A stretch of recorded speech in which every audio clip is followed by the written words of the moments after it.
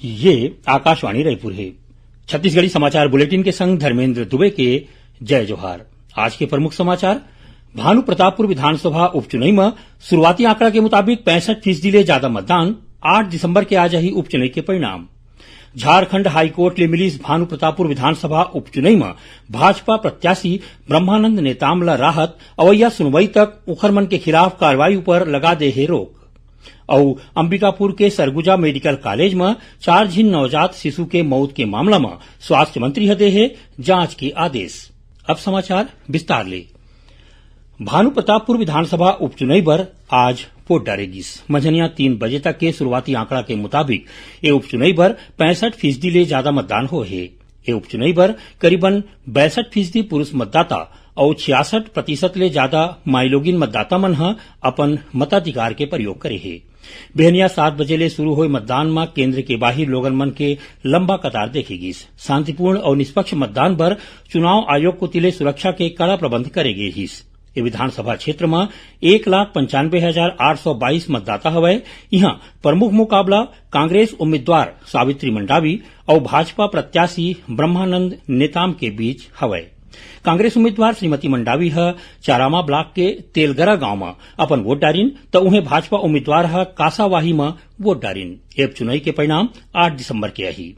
जानवा के मुताबिक भानु प्रतापपुर विधानसभा सीट विधायक मनोज मंडावी के निधन के बाद खाली हो गई रही।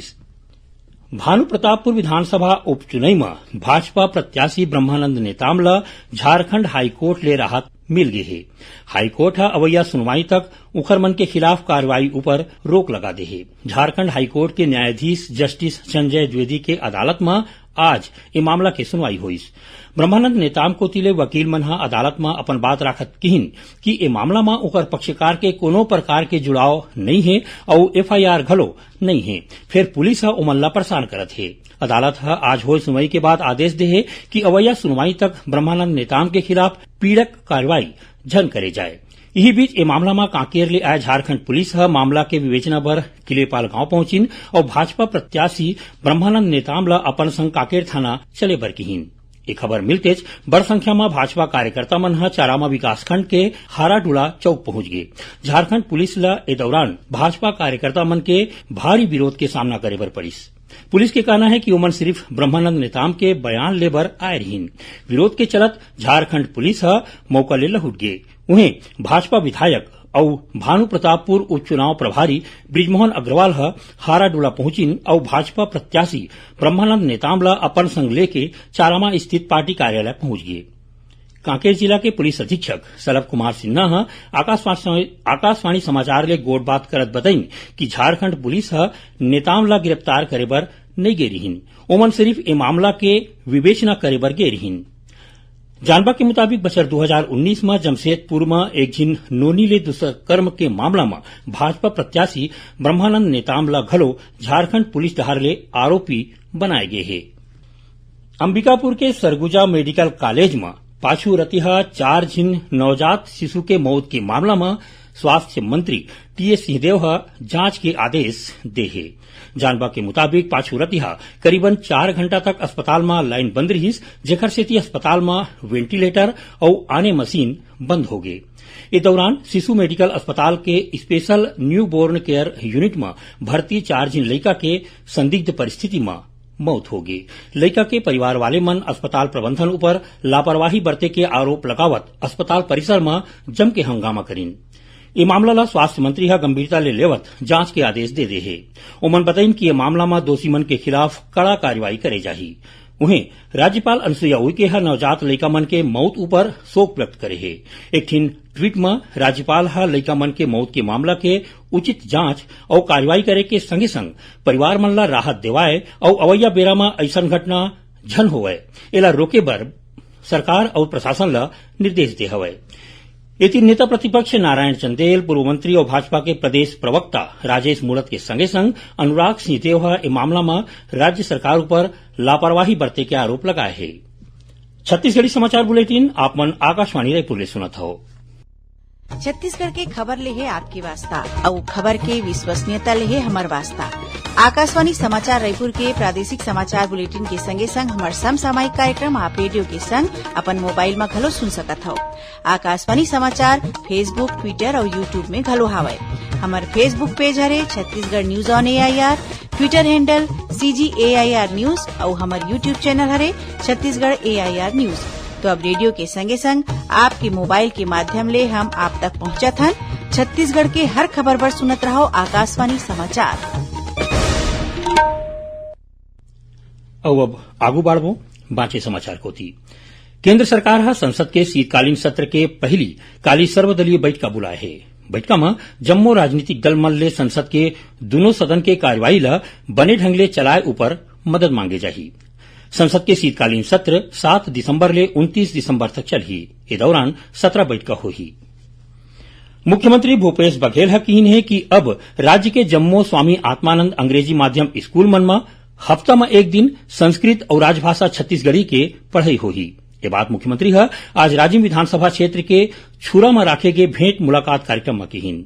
ए मौका में मुख्यमंत्री हा छुरा में रजिस्ट्रार कार्यालय अनुविभाग बनाए स्वामी आत्मानंद हिंदी माध्यम स्कूल खोले और ITI भवन ला बनाए के मंजूरी दे के संगे संग पांडुका गांव ला उप तहसील के दर्जा दे हवय। ए मौका में मुख्यमंत्री हा आने योजना बर हितग्राही मन ला सहायता राशि के चेक दिन।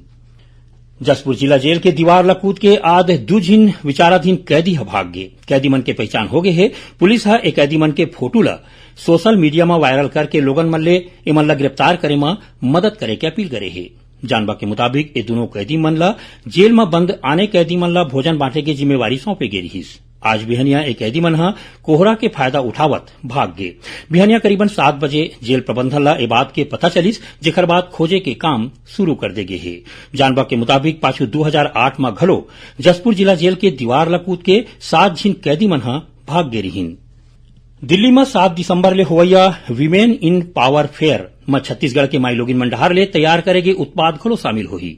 भारत सरकार के लघु और सूक्ष्म उद्योग विभाग के मदद ले लगैया ए प्रदर्शनी पर प्रदेश के 8 महिला स्व सहायता समूह मन ला चुने गए हैं। दिल्ली के कनाट प्लेस स्थित कन्वेंशन सेंटर में 9 दिसंबर तक चलैया ए प्रदर्शनी में छत्तीसगढ़ के संगे संग 16 राज्य के करीबन 200 स्व सहायता समूह के माई लोगिन मन हा शामिल होही। दिल्ली जाए के पहली दुर्ग में सांसद विजय बघेल हा समूह के माई लोगिन मन के सम्मान करीन। और अब थोड़ा समाचार सार में। आज विश्व मृदा दिवस मनाया जात है। स्वस्थ माटी और मृदा प्रबंधन के महत्ता ला बल देबर हर साल 5 दिसंबर के ये दिवस ला मनाया जात है। इसो के विषय है मृदा भोजन के स्रोत। जिला रोजगार और स्वरोजगार मार्गदर्शन केंद्र रायपुर डहार ले कौशल विकास प्राधिकरण के अगुवाई में मेगा रोजगार मेला राखे गए है। एखर बर काली 6 दिसंबर तक ऑनलाइन अर्जी मंगाए गए है। ये रोजगार मेला में दिव्यांगजन मन घलो शामिल हो सकते हैं। दुर्ग के हेमचंद विश्वविद्यालय में जम्मो कक्षा के वार्षिक परीक्षा पर छात्र मन 24 दिसंबर तक ऑनलाइन अर्जी भर सकते हैं। रायगढ़ में आज NSS और NCC कैडेट्स डहार ले यातायात जागरूकता रैली निकाले गिस। ए दौरान लोगन मन ला स्लोगन और पोस्टर के संगे संग पर्ची बांट के ओमन ला सड़क दुर्घटना ले बांचे बर नियम बता के जागरूक करीन। भिलाई में स्मृतिनगर पुलिस चौकी के प्रभारी युवराज देशमुख के पाछू रतिहा एक सड़क दुर्घटना में मौत हो गई। रायगढ़ के टेंडा नवापारा में जंगली हाथी के हमला में एक झिन मनखे के मौत हो गई। और राष्ट्रीय ताप विद्युत निगम NTPC के कोरबा संयंत्र में नौकरी लगाए के नाव में ठगी के मामला में शक्ति पुलिस लक्षणपुर गांव ले एक झिन माइलोगिन ला गिरफ्तार करे है। आखिर में प्रमुख समाचार एक गांव फेर। भानु प्रतापपुर विधानसभा उपचुनाव में शुरुआती आंकड़ा के मुताबिक 65% ले ज्यादा मतदान। 8 दिसंबर के आज ही उपचुनाव के परिणाम। झारखंड हाईकोर्ट ले मिलिस भानु प्रतापपुर विधानसभा उपचुनाव में भाजपा प्रत्याशी ब्रह्मानंद नेताम ला राहत। अवैया सुनवाई तक उखर मन के खिलाफ कार्रवाई ऊपर लगा दे गए है रोक। और अंबिकापुर के सरगुजा मेडिकल कॉलेज में 4 झिन नवजात शिशु के मौत के मामला में स्वास्थ्य मंत्री दे है जांच के आदेश। एक संग छत्तीसगढ़ी समाचार बुलेटिन इहे सिरावत है। जय जोहार।